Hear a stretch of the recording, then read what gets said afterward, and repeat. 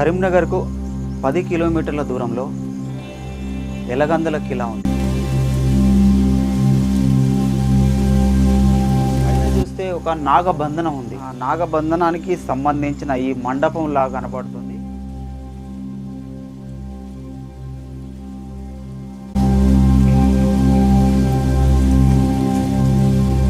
ఇక్కడ మెయిన్ ద్వారానికి ఒక్కటి చూసినట్టయితే ఇక్కడ ఒక శివలింగం, దాని 2 నందిలు అయితే ఉన్నాయి.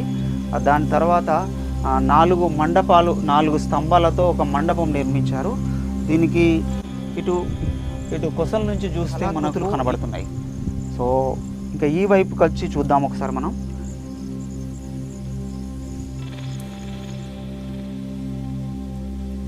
సో ఇందులో ఇక్కడ నంది ఉండేదన్నట్టుగా చెబుతున్నారు గతంలో. అయితే నిధుల కోసం ఈ నందిని తీసేసి ఇక్కడ తవ్వకాలు జరిపి ధ్వంసం చేసినట్టుగా మనకు కనబడుతుంది. కరీంనగర్ జిల్లా గతంలో కాకతీయ రాజులు ఇక్కడి నుంచే పరిపాలన చేసేవారు. దీన్ని ఎలగందుల కిల్లాని కేంద్రంగా చేసుకొని పాలించేవారు అన్నట్టుగా మనకు చరిత్ర చెబుతుంది. చాలా వరకు శిథిలావస్థలో ఉన్నట్టుగా మనకు ఈ నిర్మాణం అయితే ధ్వంసమైనట్టుగా, శిథిలావస్థలో ఉన్నట్టుగా తెలుస్తోంది.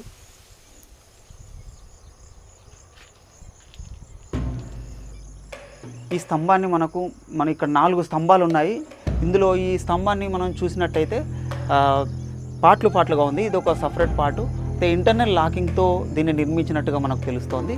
ఇది కూడా ఒక సపరేట్గా ఉంది. దీనిపైన దీని కింద ఇది ఒక చక్రం వేసి దాని తర్వాత ఇది స్తంభాన్ని నిలబెట్టారు. ఇది మళ్ళీ ఇక్కడ నుంచి ఇది 2వ పార్టు. 1, 2, 3, 4 4 పార్ట్స్తో ఈ స్తంభాన్ని నిర్మించినట్టుగా మనకు తెలుస్తుంది. అయితే ఇది కింది నుంచి చూస్తే మనకు మొత్తం ఖాళీగా ఉంది. స్తంభం దేని మీద నిలబడింది అనేది కూడా క్లారిటీ లేదు. జస్ట్ ఒక 3 ఇంచులు ఇక్కడ ఈ రాళ్ళ మీద బేస్ అయినట్టుగా కనబడుతుంది, కానీ మిగతాదంతా ఖాళీగా ఉంది. 75-80% అయితే ఇది కింద నుంచి ఖాళీగా ఉంది. ఏం సపోర్ట్ అయితే లేదు. ఈ 4 స్తంభాలు కూడా అట్లానే ఉన్నాయి.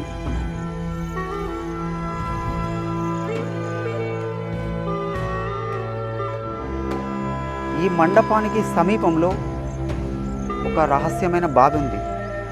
అక్కడ ఒక రహస్యమైన ఆలయం కూడా ఉన్నట్టుగా. మండపానికి కనీస దూరం అంటే ఒక 10-15 అడుగుల దూరంలో ఒక రహస్యమైన బావి, దాన్ని మెట్ల బావి అంటారు, దాన్ని నాగన్న బావి అని కూడా పిలుస్తారు.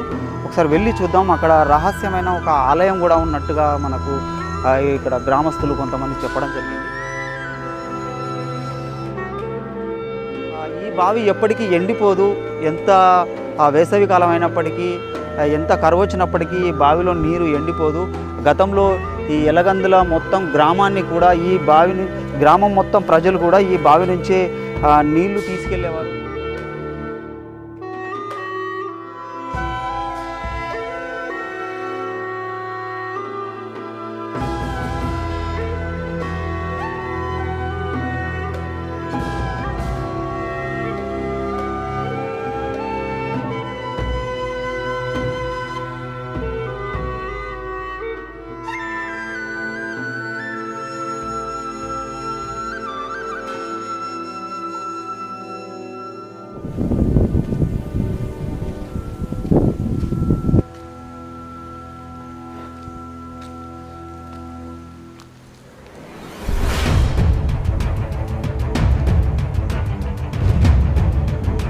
ఈ బావిని ఇప్పుడు మనం పైనుంచి చూసాము. అయితే ఒకసారి లోపలికి వెళ్ళి చూద్దాము.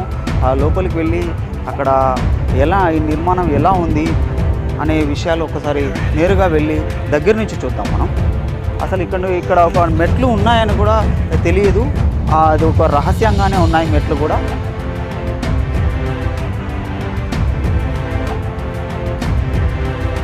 లోపలికి వెళ్ళడానికి దారి ఇది. ఇక్కడ నుంచి దూరం నుంచి చూస్తే ఇక్కడ ఒక దారి ఉన్న విషయం కూడా అసలు అర్థం కాదు. ఇది నాగన్న బావి, మెట్ల బావికి వెళ్ళే దారి ఇది.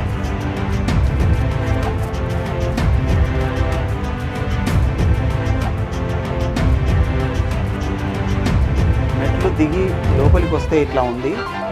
ఇక్కడ కొన్ని స్తంభాలకు కూడా దేవతా విగ్రహాలు ఇక్కడ చెక్కబడి ఉన్నాయి.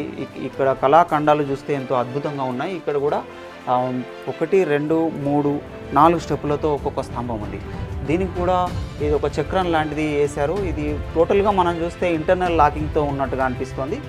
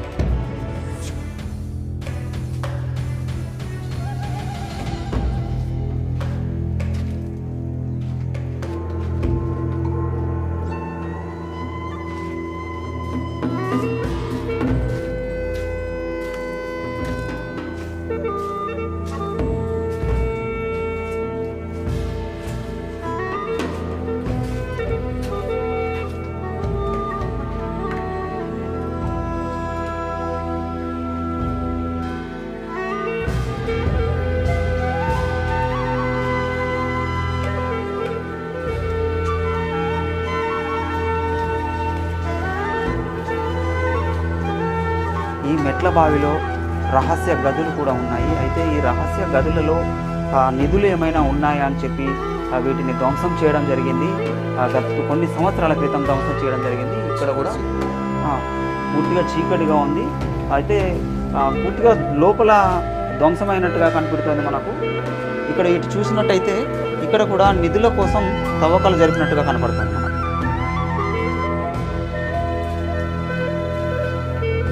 గదులకు వెలుపల ఇక్కడ ఒక దేవతా మూర్తి చెక్కబడి ఉంది.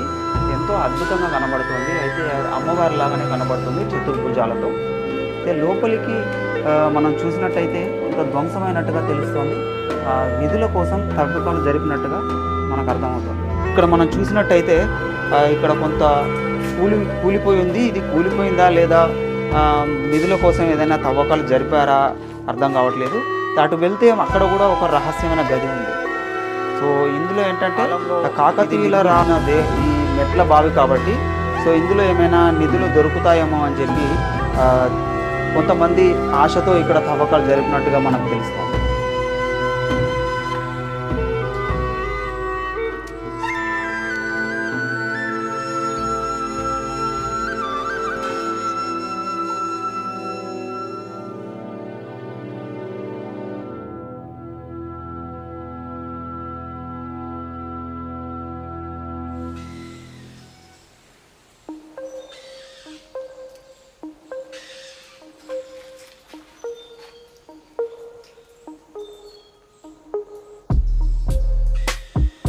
ఎంతో అద్భుతమైన కట్టడాలు మనకు కనబడుతున్నాయి.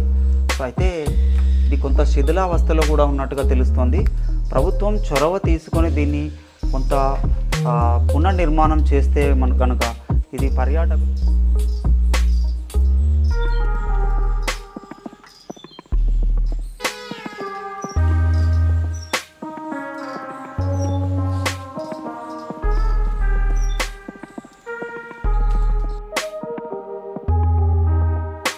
ఈ నాగన్న మెట్ల బావికి ఇది కూడా ఒక దారి, నేరుగా బావిలోకి వెళ్ళడానికి ఒక దారి కూడా ఉంది. ఇది విశాలంగా ఉంది ఈ దారి.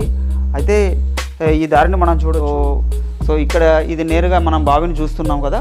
సో ఇది ఈ బావి ఎన్నటికీ ఎండిపోదు అని చెప్తున్నారు. ఎంత వేసవి కాలంలో కూడా ఇది అసలు ఇది ఇందులో నీరు తక్కువ కావు. ఈ నీరు ఎప్పటికీ ఉంటాయి. ఇట్లానే ఈ గ్రామానికి మొత్తం సరిపడా నీరును ఈ బావి అందిస్తుంది అని చెప్పి ఇక్కడ ఉన్న గ్రామస్తులు మనకు చెప్తున్నారు.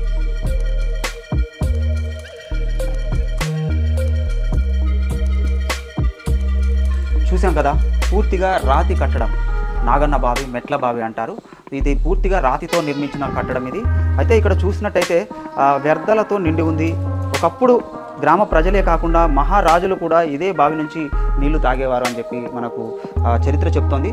ఈ బావి ఎంతో స్వచ్ఛమైన నీటిని ఈ గ్రామానికి అందించేదన్నట్టుగా మనకు తెలుస్తోంది.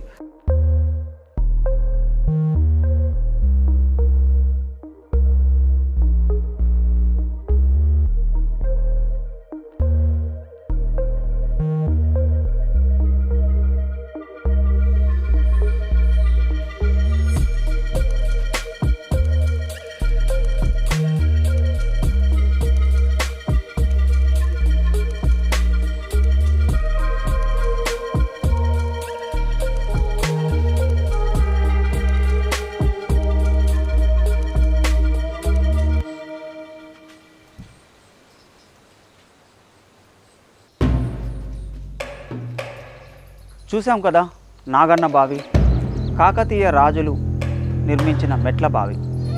పూర్తిగా రాతితో నిర్మించిన బావిని మనం ఇప్పటి వరకు చూసాము.